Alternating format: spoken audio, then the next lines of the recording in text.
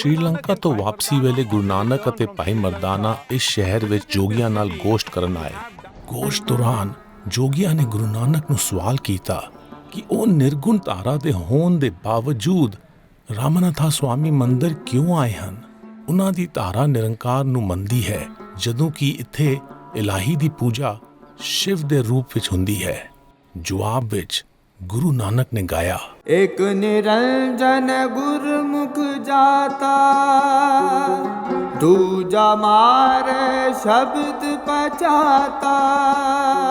ਗੁਰੂ ਨਾਨਕ ਨੇ ਜੋਗੀਆਂ ਦੀ ਕਸ਼ਮਕਸ਼ ਦਾ ਜਵਾਬ ਆਪਣੇ ਵਹਿਦਤ ਦੇ ਫਲਸਫੇ ਰਾਹੀਂ ਦਿੱਤਾ। ਉਹਨਾਂ ਨੇ ਵਹਿਦਤ ਵਿੱਚ ਆਪਣੇ ਯਕੀਨ ਦੀ ਹਮਾਇਤ ਵਿੱਚ ਫਰਮਾਇਆ ਕਿ ਇੱਕੋ ਤਾਕਤ ਸ਼੍ਰੋਮਣੀ ਹੈ ਜੋ ਨਿਰੰਕਾਰ, ਹਾਜ਼ਰਾ ਹਜ਼ੂਰ ਅਤੇ ਇਕਜੁੱਟ ਹੈ।